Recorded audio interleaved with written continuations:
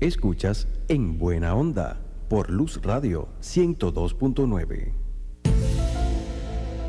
Estamos de regreso en Buena Onda. Hoy miércoles, como todas las semanas, estos días conversamos a propósito de temas de las ciencias humanas y de la filosofía. Hoy el profesor Alexander Hernández no puede acompañarnos, pero sí nos acompaña la profesora Romina de Rugeris y hemos estado conversando a propósito de la vida extraterrestre, de los contactos con alienígenas, de las abducciones, de las conspiraciones para cubrir los supuestos avistamientos, etcétera. Ya habíamos dejado, Romina, en el segmento anterior este caso de Barney y Betty Hill. Entonces, para recapitular, supuestamente ellos, la señora Betty empezó a soñar que los extraterrestres la habían raptado, convenció a su marido también dijo, sí, ciertamente a mí me raptaron, experimentaron conmigo, me clavaron una aguja en el estómago, me sacaron mi espermatozoide. Entonces la gente como que, bueno, esto sonaba muy extraño, no le creían. Entonces recurrieron a la hipnosis, los sometieron a sesiones hipnóticas y entonces en la hipnosis salió a relucir otra vez la historia. Y entonces mucha gente dijo, bueno, si eso sale a relucir en la hipnosis, debe ser porque es real. Pero muchos psicólogos nos advierten, lo que se dice en la hipnosis no es necesariamente corresponde con la realidad, a lo mejor es un falso recuerdo. Y además que hay procesos bioquímicos en el cerebro del que no sabemos. De repente ellos podían estar tomándose un tipo de medicina que de repente podía haber modificado también, ¿por qué no? O sea, y yo creo que el problema con las abducciones es que reposan exclusivamente sobre el testimonio de quienes supuestamente la tienen. Entonces no hay manera hacer de un verificar, verificar con ese tipo de cosas, ¿no? Muy difícil. Ahora, para volver a un tema que habíamos hablado anteriormente, ¿por qué es en Estados Unidos donde prolifera tanto esto? Bueno, yo tengo una respuesta que tiene que ver absolutamente con el dinero, y es que prácticamente el gran sistema capitalista mundial, digamos, que reposa en la necesidad total de que haya gente que no tenga ningún tipo de digamos, educación crítica respecto al mundo, sino que más bien se crean rápidamente cualquier cuento que le digan. ¿Me explico? Claro, entonces y eso en los medios esto abunda, ¿no? Esto Aquí en abunda Venezuela no tanto. Bueno, hemos escuchado, por ejemplo, la canción de La Yayero sobre el marciano, pero es realmente más a tono jocoso. Yo no creo que La Yayero realmente crea que se va a encontrar un marciano. Pero lo que sí me gusta es la actitud de La Yayero, que escribió que si se encuentra que lo manda a bañar, muy importante, ¿no? Que manda a bañar el alienígena, y después lo enseña únicamente si le aflojan un real. Me gusta esa actitud de La Yayero mercantilista. O sea, que el ovni conviene tener un ovni. Claro, no, y ciertamente es un negocio, porque hay toda una industria. Hay toda una industria, digamos, que necesita que la gente sea fan número uno de ese tipo de creencias. Claro, así y además yo creo que las películas sobre extraterrestres son entretenidas. Son entretenidas, por eso. E.T., el Día de la Independencia, bueno, lo que dijimos, Men in Black Contact. Y bueno, y por supuesto que también la serie que estaban pasando en este programa, en este canal, que era Invasión Extraterrestre, una serie también que, por cierto, que cuando pasaban los trailers en la publicidad, mi hijo me preguntaba, mami, pero eso es cierto, porque es que claro, se veía la fotografía del planeta talmente nítida sobre Nueva York y sobre las principales ciudades del mundo que parecía de verdad casi que un documental, un reportaje periodístico, es decir, que estaba bien hecho, pues, está talmente bien hecho que era fácil creer. Sí, tú sabes que cuando uno observa en los medios de comunicación de Hollywood y tal, la proliferación del tema de la invasión extraterrestre o del contacto con seres alienígenas, uno olvida que no siempre ha sido así. Realmente el pionero en esta narrativa sobre invasiones alienígenas fue un escritor de inicios del siglo, un inglés que se llamaba H.G. Wells, que escribió una historia muy famosa que se llama La Guerra de los Mundos.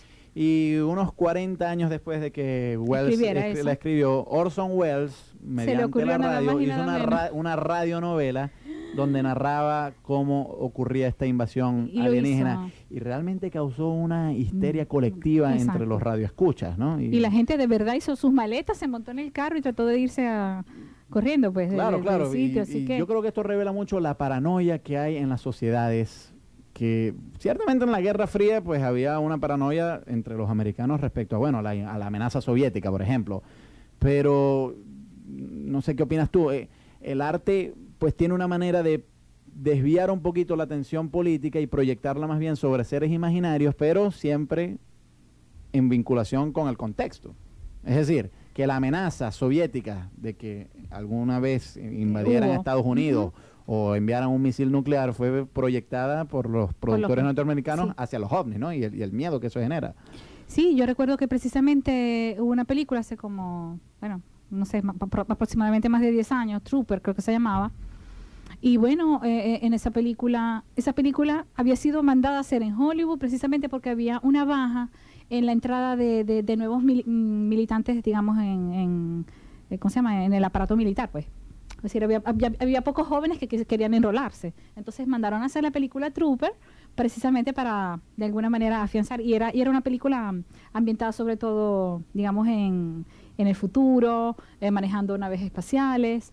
Y digamos que, o sea, que Hollywood cuando mide algún tipo de necesidad, digamos, social, pues produce seguramente cosas que le promuevan algún tipo de feedback. Claro, no, si abundan tantos filmes sobre extraterrestres porque hay un mercado hasta que se agote la fórmula. Luego seguramente buscarán por otro lado donde yo creo que esta fórmula va a durar bastante. Y te lo digo por lo siguiente, porque la sociedad de consumo de Estados Unidos y la sociedad moderna que inventa tiene tanta tecnología, etcétera, ya la religión no ocupa el mismo espacio que ocupaba antes. O sea, yo creo que si tú vas a una iglesia en cualquier región de Latinoamérica o de Estados Unidos, ya no tiene la misma cantidad de miembros que tenía antes. Es decir, el mundo se ha ido secularizando. Pero ese vacío religioso, pues pareciera que se ha venido a suplir. Se ha trasladado a la creencia en los extraterrestres. Entonces ya la preocupación no es si hay demonios o brujas o ángeles o el mismo Dios, sino, bueno, si nos vienen a invadir o si nos van a... las experiencias religiosas, por ejemplo, ya no son experiencias religiosas como lo habrían sido para Santa Teresa de Ávila, etcétera, sino que ahora más bien vienen a ser experiencias pues parecidas a las de las abducciones. Y ese es, pues, digamos, una nueva forma de misticismo. Ya no es que yo entro en contacto con la divinidad, sino que me raptan al platillo volador y me hacen ciertas cosas ahí. Bueno, no, yo digo que hay, por ejemplo, nuestros indígenas tienen sus prácticas chamánicas donde entran en trance y, bueno, eso sí, toman un tipo de sustancia y hacen sus viajes astrales, digamos así, y con eso promueven el contacto entre los muertos y que, bueno, qué sé yo, ¿no? Y las revelaciones particulares. Yo creo que todas las civilizaciones han tenido este tipo de... Claro, y a lo mejor la creencia en los extraterrestres, pues, es la forma moderna de la manifestación religiosa. Es decir, que ya quizás no es un Dios omnipotente, omnisciente, omnipresente, pero sí es un marciano con una inteligencia superior. Que, por cierto, yo vuelvo, insisto, el hecho de que no hayamos observado, de que no haya prueba científica, de que se ha hecho contacto con seres de otras galaxias, con seres extraterrestres, eso no implica que la vida extraterrestre es imposible. Porque yo sí suscribo, bueno, de que a lo mejor sí hay alta probabilidad, dado lo vasto del universo. Exacto, yo también digo lo mismo. Puede haber una alta probabilidad, no sabemos por cuál motivo. En todos estos años no tenemos un registro importante. Claro, sí es verdad que creo que fue en el Discovery Channel que están haciendo una serie de programas muy interesantes y entre los cuales han tratado también el tema de los ovnis. Y por supuesto, uno de los alegatos son las pinturas, como por ejemplo la Madonna con San Giovannino, que fue pintada por Domenico Ghirlandaio aproximadamente en el siglo XV. Y bueno, es muy increíble. Algo parecido a un platillo volador ahí. Ajá, aparece un platillo volador, o sea, que claro, quien tiene el chance, no es un platillo volador. A mí me parece como una mosca con muchas paticas, en realidad, en la pintura, pero se ve a alguien que está mirando hacia el cielo, que está mirando supuestamente apuntando hacia este fenómeno. Y también otra pintura muy interesante es una de Carlo Crivelli, que se llama La Anunciación de Sant'Emidio, que está en el National Gallery en Londres. Y por supuesto también hace ver un disco volador en el cual ilumina directamente. Como tal. Pero yo también digo, ¿y qué tal si alguien que le gusta hacer creer eso pintó encima de la pintura? ¿Por qué no puede ser esa hipótesis también? Bueno, puede ser una posibilidad.